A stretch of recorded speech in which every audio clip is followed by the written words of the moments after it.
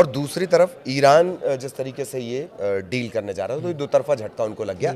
हृदयाघात के ठीक पहले, हार्ट अटैक आने के पहले नहीं, हाथ के पास दर्द देता है, कुछ कुछ वैसा ही ये समझ सकते हैं। एक बड़ा महत्वपूर्ण ये हुआ है, हालांकि मुझे उसकी ज़्यादा जानकारी नहीं लग पाई, आनंद ने इस पर रिसर्च की है।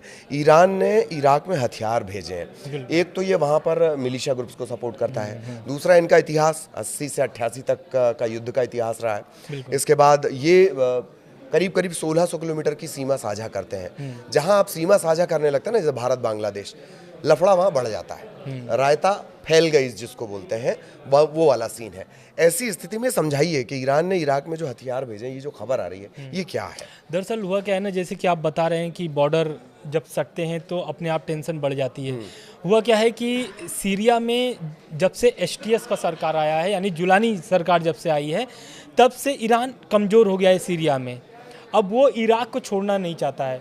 इराक में जो उसके चांस बन रहे हैं, वो उस चांस को मतलब थोड़ी सी भी उस पर एक तरीके से कह लेते हैं, कोई भी समझौता नहीं करना चाहता है ईरान, क्योंकि वो ऑलरेडी सीरिया मतलब एक तरीके से उसके हाथ से निकल गया है ईरान के, क्योंकि वहाँ पे एसटीएस का सरकार हो गया है और वहाँ पर जो पकड़ बन गई है, वहाँ पर पकड़ बन गई है इजराइल और अमेरिका की।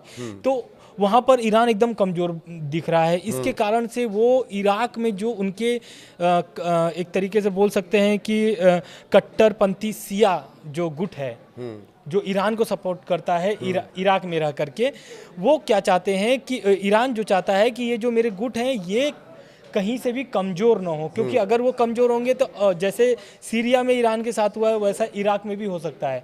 इस कारण से ऐसी खबरें, मतलब मीडिया रिपोर्ट्स के मुताबिक, ईरान ने लंबी दूरी मार करने वाली मिसाइलें जो है वो काफ़ी संख्या में इराक भेजा है।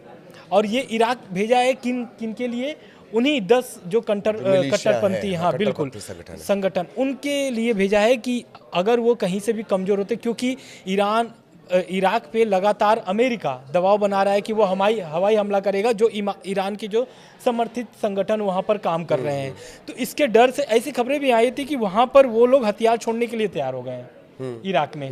तो इसको बनाने रखने के लिए, इस पर पकड़ बना करके रखने के लिए ईरान ने ये एक बड़ा फैसला लिया है, बड़ा एक कदम उठाया है, जिससे उसके इराक में जो समर्थित संगठन है वो मजबूत बना रहे। अब ये संगठन कितने लड़ाके हैं? कुल बता दे तो मैं 50,000 लड़ाके जो हैं वो वहाँ पर इराक में मौजूद हैं। और ये 50,000 लड़ाके कहीं ना कहीं इराक से ईरान को बहुत मजबूत करते हैं। तो ये जो आपने बताया ना कि पड़ोस राज्यों में या तो फिर तनाव बढ़ जाते हैं या तो फिर संबंध बहुत मीठा रखना पड़ता है। तो इराक क्या कर रहा है? ईरान भी इराक के साथ वही कर रहा है, क्योंकि आप ऐसी खबरें भी एक अभी आ रही थी कि इराक जो है एक तरीके से अमेरिका के विरोध में ही वो रहता है। क्यों रहता है? क्योंकि कतर और इराक वाला जो मामला चल रहा था जिस समय, अभी तो कतर एक तरीके से एक बोल सकते हैं कि एशिया में एक या फिर मिडिल ईस्ट में अपना घर बना करके रखा है अमेरिका, तो वो है कतर, क्योंकि कतर में ही सारे उसकी बैठकें होती हैं। और कतर भी एक समय में ऐसे मजबूर हो गया था जब वहाँ पर गृह युद्ध हो रहा था, तो अमेरिका ने ऐसे एक चाल चलना पड़ा जिससे आज तक कतर उससे उभर नहीं पाया है। और आज भी उसी के लमसम घूमता ही रहता है। तो कुल मिलाकर के यही है कि ईरान लगातार मजबूत हो रहा है, लगातार मजबूत हो रहा है। और इसमें बढ़ रही है सबसे ज़्यादा अगर परेशानी किसी की, तो वो है नेतन्याहू। दोनों तरफ से, तीनों तरफ से मार खा रहे हैं और अब उनको ये फैसला खुद लेना पड़ेगा कि उन्हें क्या करना है। बिल्कुल, नेतन्याहू के लिए इस तरह की स्थितियां हो गई। हालांकि राइटर्स के हवाले से जो खबर हमने बताई कि कुछ मिलिशिया हथियार डालने को भी तैयार है, मतलब एक तरफ ईरान हथियार दे रहा है, राइटर्स ये क्लेम कर रहा है। हालांकि राइटर्स की ये रिपोर्ट बड़ी विरोधाभासी है, इसके पुराने क्लेम और नए क्लेम मिल नहीं रहे हैं। फिर भी चूंकि प्रतिष्ठित है तो हम उसको यहाँ पे शामिल कर रहे हैं। कुछ मिलिशिया हथियार डालने के लिए तैयार है, इधर ईरान उन्हीं मिलिशिया को हथियार सप्लाई भी कर रहा है। ये बड़ी गड़मट जैसी स्थिति है। और कुल जमा इसमें मुनाफा ये भी तय है कि अमेरिका ही कमाएगा, बिल्कुल बिल्कुल, जैसे कि उसकी हिस्ट्री रही है।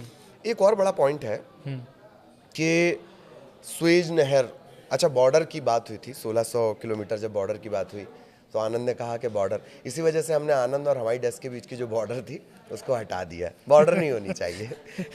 खैर, तो एक बड़ा इंपॉर्टेंट फैक्टर है रेड सी, लाल सागर। बिल्कुल, कितनी बड़ी बातें हम कर लें, हम रोज़ आए एक नया बयान दें, ट्रंप के लिए मैं कह रहा हूँ, टैरिफ की बातें कर लें, ट्रेड युद्ध की बातें कर लें, पर हकीकत यह है कि वो जो छोटा सा इलाका है, छोटा सा है ना, बड़े मैप में जब आप देखें, बिल्कुल जो बेहद ज़रूरी है, तकरीबन 14% का जो कारोबार की बात कही जाती है, सुएज नहर का जो इलाका है, अमेरिका जहाज नहीं निकलवा पा रहा। बातें कितनी बड़ी बड़ी कर ले वो, पर वहाँ से अमेरिका का ट्रेड जो है जिस रफ्तार से हुआ करता था, रास्ता बदला है इन्होंने, मेरे को कोपेनहेगन से कहीं से रास्ता बनाया हुआ है, लेकिन वो अब वहाँ से काम नहीं कर पा रहा। हकीकत ये है। तो ओवेल हाउस में बैठकर बड़ी बड़ी बातें करना अलग है, और ग्राउंड पर जाकर अपने धंधे को संभाल पाना ये अलग बात है। बिल्कुल। दरअसल हुआ क्या है कि ट्रंप लगातार टैरिफ बम फोड़ रहे हैं, ये हम बोल सकते हैं, और ये चीन पर लगातार कर रहे हैं। अभी आज की जो खबर है वो ये खबर है कि ट्रंप जो सभी देशों पर टैरिफ लगाए थे वो 90 दिन के लिए रोक दिए हैं, लेकिन चीन पर जो है वो टैरिफ उनका बढ़ाते ही चले जा रहे हैं। पहले तो लगाए थे 104, अब लगा दिए हैं कितना, 125% का टैरिफ चीन पर लगाए हुए हैं। लेकिन दुनिया का जो 14%, करीब 14%, 10 से 14% जो व्यापार होता है वो होता है लाल सागर से, और लाल सागर में किसकी पकड़ है, वो है हुती विद्रोहियों का, यमन में। ठीक है, तो अब हुती विद्रोहियों पर कल ऐसी जो खबरें आई हैं, आज और कल में जो खबरें आई हैं कि अमेरिका ने करीब 22 हमले किए हैं हुती विद्रोहियों पर, कमज़ोर करने के लिए। लेकिन हुती विद्रोहियों का इतना पकड़ मजबूत है लाल सागर में कि एक भी जहाज़, मतलब ऐसी जो रिपोर्ट है, मीडिया रिपोर्ट, एक भी जहाज़ अभी तक वो पार नहीं करा पाया है।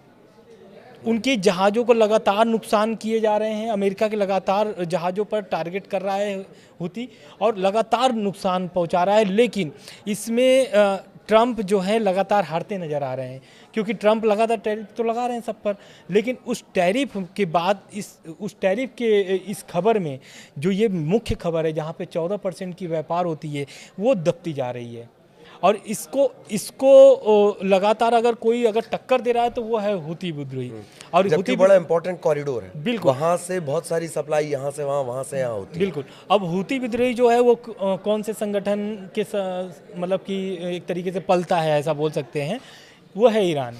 तो मैं क्या बोल रहा हूँ कि लगातार ईरान मजबूत हो रहा है, लगातार ईरान मजबूत हो रहा है। अब तो रूस का साथ मिल गया है। अब चीन पर जो हमला किए हैं, टैरिफ हमला किए हैं ट्रंप ने, उस हमले के बाद तो हमको लगता है चीन भी अब एकदम सीधे गलियारा जो होता है, उस सीधे गलियारी से आएंगे और ईरान का हाथ पकड़ लेंगे। वैसे तो चलते हैं, ईरान के समर्थन में चलते हैं, रूस और चीन दोनों समर्थित करते हैं, सैन्य अभ्यास भी करते हैं खाड़ी युद्ध में। लेकिन अभी तक खुले मंच पर अगर कोई एक देश आया है ईरान के समर्थन में तो वो है रूस। अपने संसद में उसने पारित करा लिया है संवैधानिक तौर पर। बिल्कुल। अब वो 20 साल तक का ये समझौता है, ये डील 20 साल की है।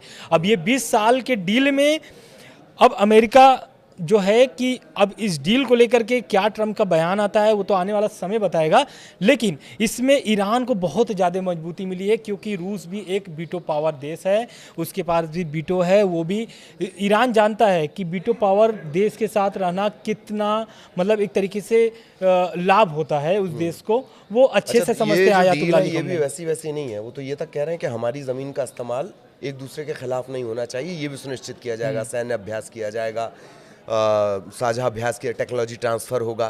तो ये तय है कि रूस के सहारे ईरान मजबूत होगा, बिल्कुल, इसमें कहीं कोई संशय नहीं। और कोई पॉइंट जो आपको लगता है वॉर क्राइसिस के दौरान जिस पर चर्चा होनी चाहिए? बिल्कुल, चर्चा तो होनी चाहिए। जैसा कि मैंने स्टार्टिंग में बोला था कि अंदर खाने में जो है वो नेतन्याहू कमज़ोर हो रहे हैं।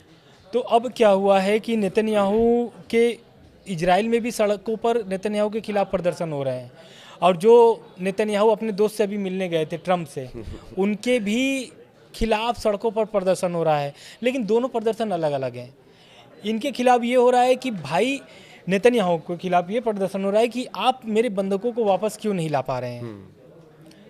इजराइल का लगातार यही मांग है नेतन्याहू से कि ये वॉर इसलिए हो रहा है क्योंकि हमास के पास इजरायली बंधक हैं, तो वो इजरायली बंधकों को नेतन्याहू क्यों नहीं छोड़ा पा रहे हैं। लगभग 1.5 साल के ऊपर हो गए हैं, और अभी तक करीब 50 के ऊपर जो बंधक हैं वो अभी भी हमास के अंडर में हैं, गिरफ्त में हैं। तो कहीं ना कहीं नेतन्याहू ये कमजोरी अपनी जानते हैं, और उसकी कमजोरी को उनके ही लोग लगातार उस नस को दबा रहे हैं, जिससे नेतन्याहू और लगातार कमज़ोर हो रहे हैं। और दूसरी तरफ ट्रंप के खिलाफ जो प्रदर्शन हो रहा है अमेरिका के सड़कों पर, वो है टैरिफ। जो अपने फैसले को खुद वो ट्रंप वापस ले चुके हैं। कुल 90 दिनों के लिए कुछ देशों को, लगभग सभी देशों को जितने पर भी वो टैरिफ लगाए थे, सभी देशों को राहत तो मिल गई है। अब बाजार भी एक तरीके से एकदम सुधरा है और एक ग्रीन रेखा जो भागती है बाजार की, वो भागने शुरू हो गया है। हो सकता है कि ये 90 दिनों में बाजार की जो गिरावटें थी वो सुधर जाए, लेकिन चीन की इसमें जो परेशानियां बढ़ी हैं, 125% का टैरिफ, ये चीन के लिए काफ़ी आने वाले समय में नुकसान पहुंचा सकता है। लेकिन चीन ने पहले 84% का अभी लगा चुका है उसके ऊपर टैरिफ। जैसे जैसे अमेरिका बढ़ा रहा है वैसे वैसे चीन भी टैरिफ के लिए बढ़ा रहा है। और वो उसने बोला भी है, शी जिनपिंग का बयान भी इस पर है कि हम अमेरिका के सामने झुकने वाले नहीं हैं। जैसा कि अमेरिका दबाव की नीति हर देशों पे बनाता है, चाहे वो रूस हो, चाहे वो ईरान हो, चाहे वो चीन हो। लेकिन ये तीनों देश एक अपने आप में साथ चलते हैं और आने वाले समय में ये साथ एक प्लेटफॉर्म पर दिखेंगे भी, अभी जैसे कि रूस और चीन, ईरान आ चुके हैं। बिल्कुल, तो ये बात आपने सही कही, 2 मार्के की बात निकल कर आई है। अमेरिका का तो खैर क्या ही कहा जाए। इजराइल को लेकर लेकिन जो बात सामने आई है, जो वहाँ राष्ट्रवाद की जो भावना है बहुत प्रबल है। लोग अगर ये बोलें कि 1.5 साल से या 2 साल से मैंने कोई फंक्शन नहीं मनाया, हर किसी को लग रहा है कि उनके परिवार से, ये जो 50 के करीब बंधक बने हुए हैं, हर किसी को ये लगता है कि उनके परिवार से कोई बंधक है। आप इस भावना को समझ रहे हैं जो आगे मुसीबत लाएगी, क्योंकि बाहर आप 4 या 5 मोर्चों पे लड़ रहे हैं, वहाँ आप नहीं हारते तब है जब झटका अंदर से लगता है। रहा सवाल जो अमेरिका का, आपने कहा हमको किसके गम ने मारा, ये कहानी फिर सही, नाम अमेरिका ही आएगा, ये कहानी फिर सही। इसी तरह से आगे भी अपडेट वॉर जोन से जुड़ा हुआ हम आपको देते रहेंगे। ट्रेड वॉर भी अब ऐसा लगता है शुरू होने वाली है, उसे लेकर भी आनंद कुछ नया प्लान कर रहे हैं, वो भी हम आपको बताएंगे। और इसी तरह आपसे मुलाकात होती रहेगी। आपको कुछ अच्छा लगे, कुछ और आप देखना चाहें, कुछ और बेहतरी की उम्मीद आप देखें, कमेंट्स करके बता सकते हैं। नमस्कार।